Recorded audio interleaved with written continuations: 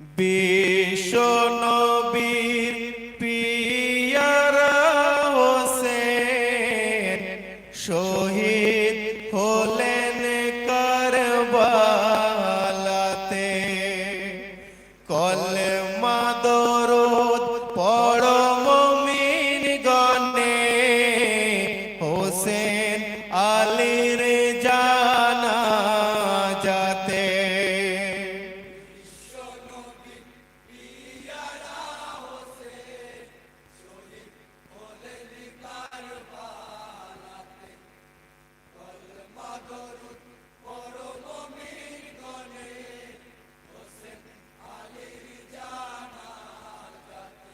বিশ্ব নবীর পিয়ারা হোসেন শহীদ হলেন কারবালাতে। কলেমা দরুদ পড়ো মুমিন গণে, হোসেন আলীর জানাজাতে।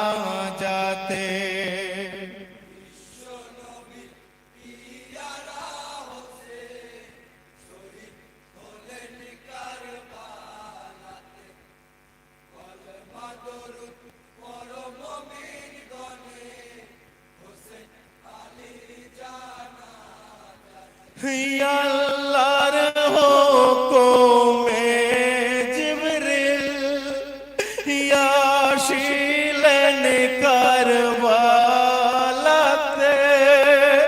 দেখিলেন হোসেন আলী পড়ে আছেন ধোলাতে।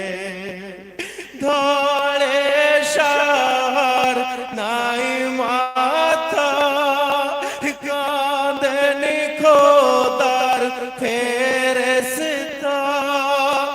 কি করে সহিব বলো এলাহি আলে আমিন আল্লাহ। কেমনে ওই শহীদ খবর জানাবো জান্নাতেতে।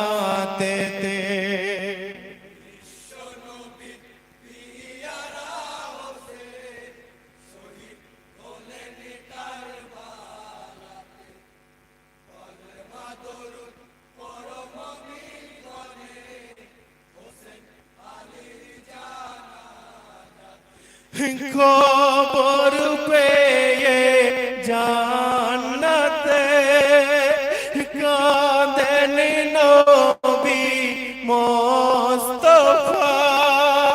বেহেশতের দ্বার খুলো খুলো, যাব মোর কারবালা। ফেরেশতারা নবীর সাথে আসিলেন কারবালাতে।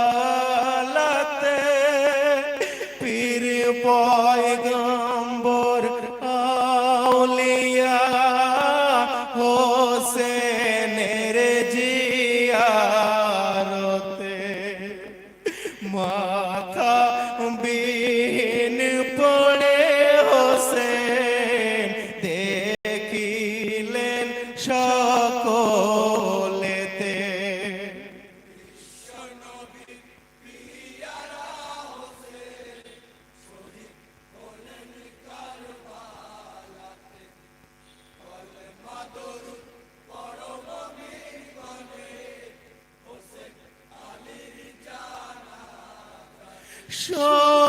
শহীদদের গোসল পানি আনিলেন জান্নাত হতে।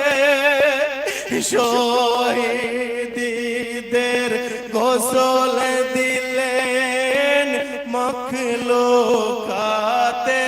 ফেরেশতাতে।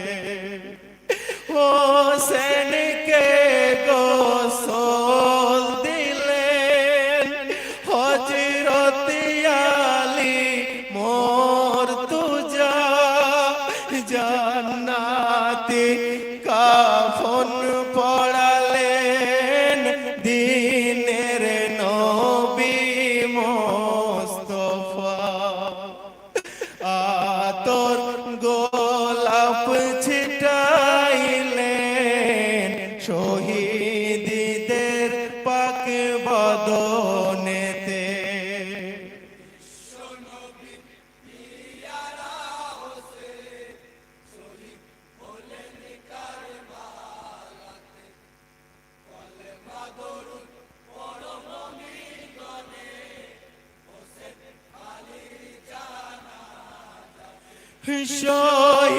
শহীদদের যত দেহ এক জায়গায় জমা করে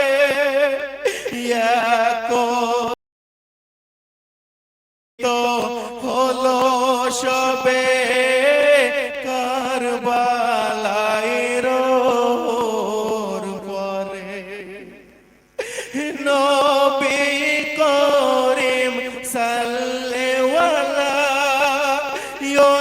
জানাজা পড়াইলেন জানাজা খতম করে হোসেনকে কাঁধে নিলেন ধীরে ধীরে চলেন সবাই দাফন দিতে ওই গোরেতে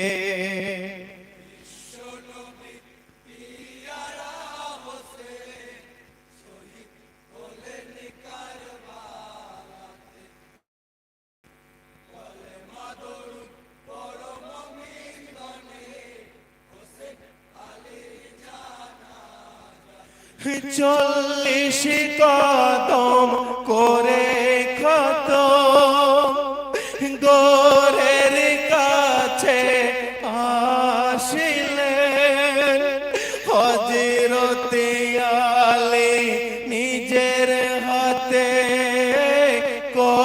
কবরেতে নামাইলেন বিসমিল্লাহ ফি সাবিলিল্লাহ ওয়া আলা মিল্লাতি রাসূলুল্লাহ কাফনের বাঁধন খুলিয়া পড়িলেন আলী মাওলা কাবার দিকে মুখ করিয়া শোয়াইলেন ওই গোরেতে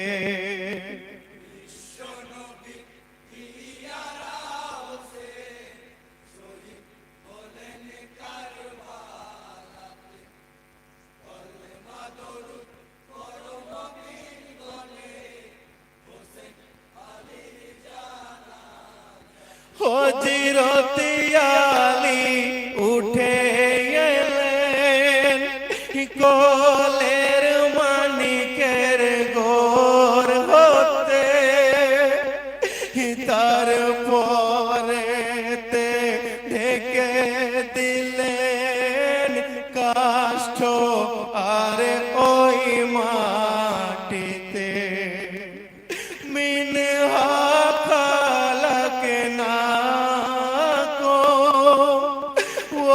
وفيها نعيدكم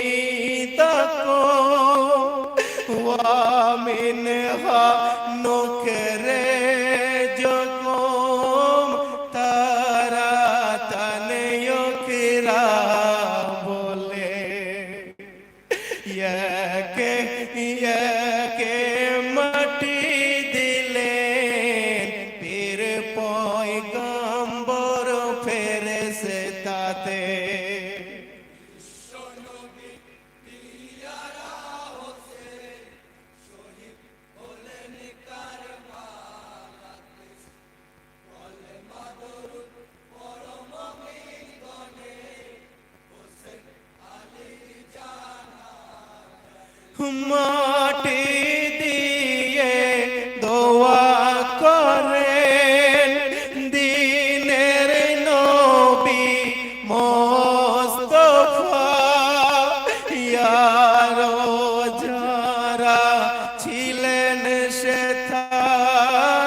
পীর পয়গম্বর ফেরেশতা দোয়া খতম করে বিদায় নিলেন খোদার ফেরেশতাতে হযরত আলী মা ফাতেমা ছিলেন নবীজির সাথে মাতম